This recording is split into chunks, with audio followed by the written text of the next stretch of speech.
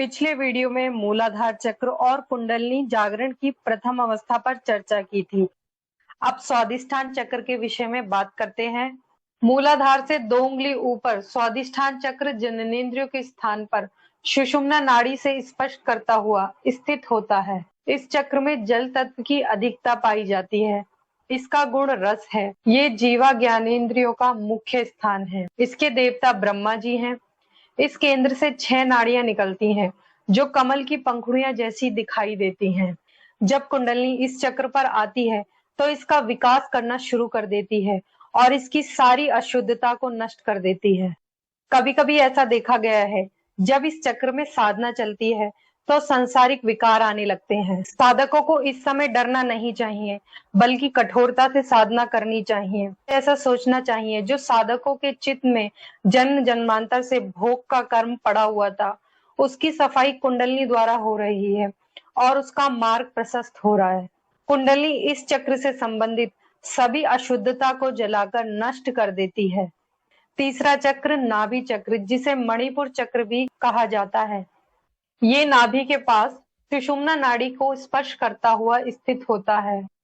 इस चक्र से 10 नाड़ियां निकलती हैं, जो कमल की पंखुड़ियां जैसी दिखाई देती हैं। इस चक्र के देवता भगवान विष्णु हैं।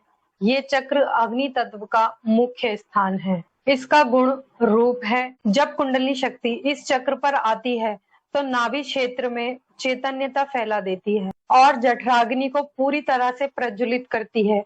इस समय साधक का शरीर गर्म रहने लगता है और उसे भूख अधिक लगने लगती है। खाना बहुत ही जल्दी पच जाता है। उसे पता नहीं लगता कि खाना कहाँ गया।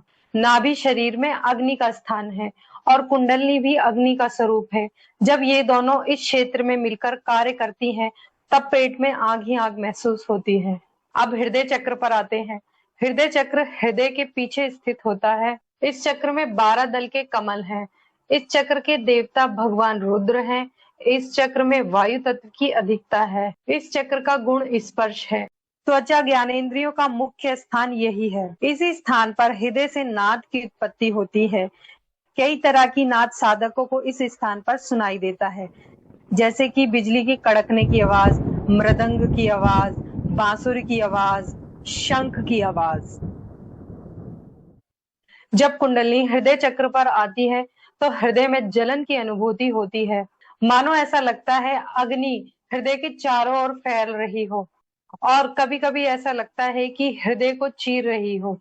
जब साधक की कुंडलिनी हृदय पर आती है, तब उसे बहुत ही दिव्य अनुभव आते हैं। कुंडलिनी साधक की साधना अनुसार आगे बढ़ती है। हृदय चक्र की जड़ता और अशुद्धियों को नष्ट करती है और चैतन्यता को बिखेरती है। कुंडलिनी इस चक्र को पूरी तरह एक्टिवेट करने के बाद कुछ दिनों बाद कंठ चक्र पर पहुंच जाती है। 5वां चक्र कंठ चक्र होता है, जिसे विशुद्धि चक्र भी कह देते हैं। ये कंठ के स्थान पर स्थित है।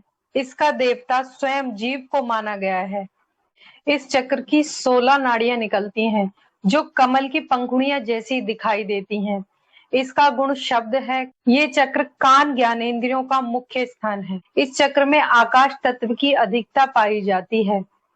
नॉर्मली कंठ चक्र को खुलने में दूसरे चक्रों से थोड़ा अधिक समय लगता है, क्योंकि यहाँ पर एक लंप या ग्रंथि जैसा होता है, जो कि एक लैमिनेशन जैसा पारदर्शी आवरण से ढका रहता है, जिसके कारण इसे खुलने में समय लगता है। जब तक ये आवरण हट नहीं जाता, तब तक ये ग्रंथि या ग्लैड ओपन नहीं होता।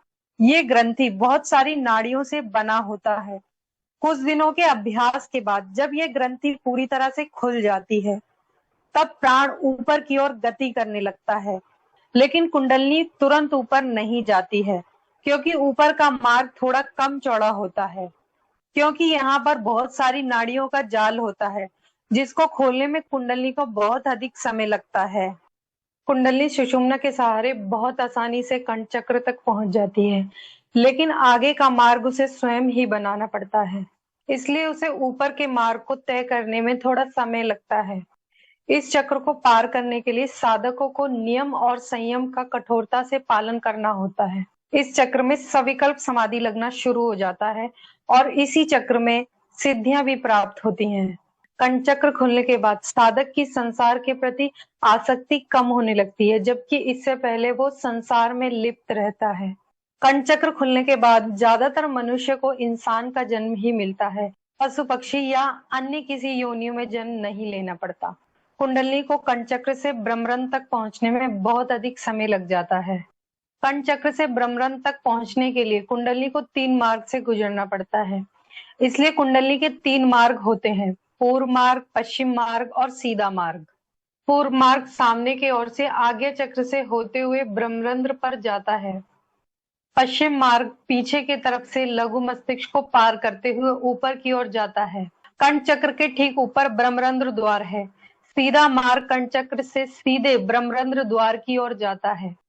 कुंडली बारी बारी इन तीनों मार्गों पर आती जाती रहती है। कंचक्र खुलने के बाद कुंडली सबसे पहले लघु मस्तिष्क मार्ग को खोलती है, फिर पूर्व मार्ग पर आती है, फिर पूर्वी मार्ग से होते हुए आगे चक्र को खोलना शुरू कर देती है।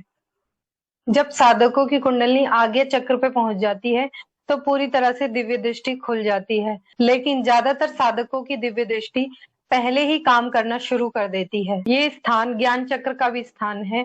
ये दिव्य दृष्टि के पीछे होता है। ये अपनी जगह पर गति करता रहता है।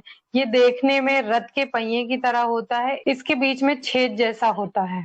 तमोगुणी व्यक्ति या दिमागी तौर पे कम विकसित लोगों का ज्ञान चक्र अपनी जगह पे बहुत धीरे या ना के बराबर गति करता है, जबकि दिमागी तौर पर विकसित लोगों का ज्ञान चक्र भी थोड़ा बहुत गति करता है और साधकों का ज्ञान चक्र अपनी आध्यात्मिक योग्यता के अनुसार ही घूमता है।